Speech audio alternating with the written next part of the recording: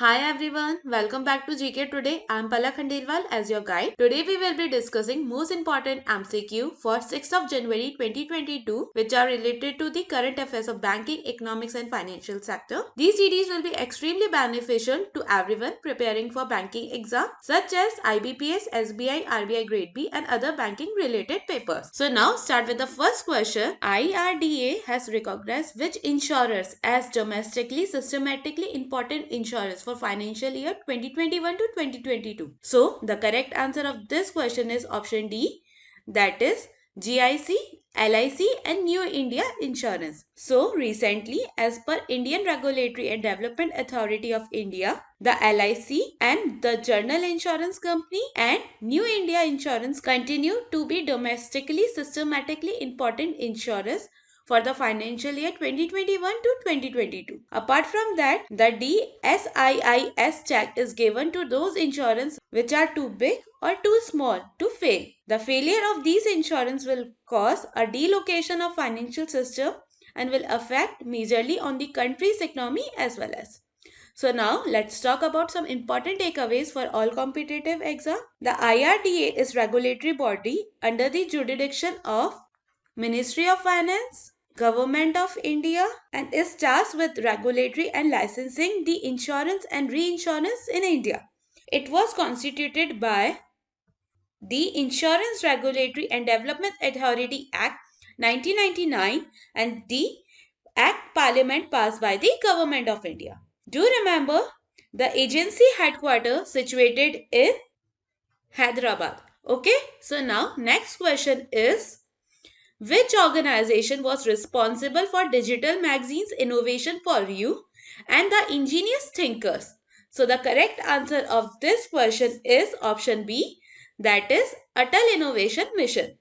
Recently, the NITI Ayog Atal Innovation Mission released the second edition for Innovation for You, which is a compendium for innovation focus on agriculture featuring 70 startups supported by Atal Incubation Center of AIM and the Ingenious Thinkers, which is the compendium on the innovation on technology featuring 41 innovations from Atal Thinkers Lab of India. Apart from that, the government of UP has renamed Jhansi railway station as Virangana Lakshmibai railway station. Okay, so now next question is, which bank has the second largest number of POS machine in India? So the correct answer of this question is option A, that is Axis Bank.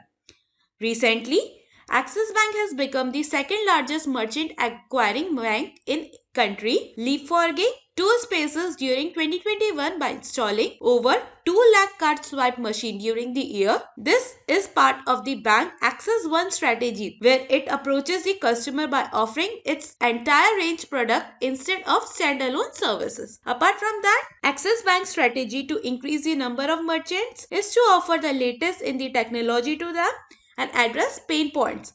For instance, the bank installed Android POS machine and also come out with a printerless compact machine. Also on the agenda or bring your own device solution that will enable use of regular smartphones with an attachment of accepting cards.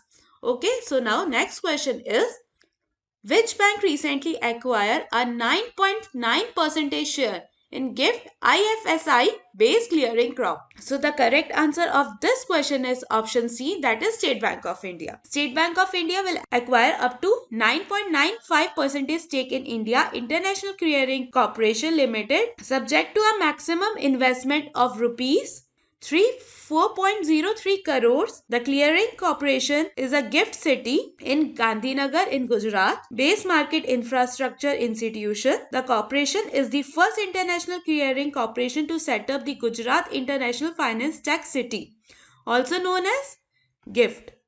International Financial Service Center, also known as IFSC. Apart from that, the clearing corporation acts as a central country party providing clearing and settlement and risk management service to Indian International Exchange Limited. So now let's talk about some important takeaways for all competitive exam. The State Bank of India founded on 1st July in year 1955 and the headquarters situated in Mumbai. And the chairman is Dinesh Kumar Kharra.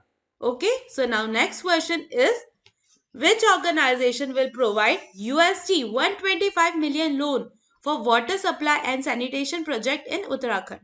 So the correct answer of this question is option B, that is Asian Development Bank. Recently, the Asian Development Bank has approved a loan for Uttarakhand water supply and sanitation project. The fund of USD 125 million were approved by the Asian Development Bank for the same. The loan amount will be used to improve access to quality water supply and sanitation service in the state. The 136 kilometers of water pipe system will be constructed.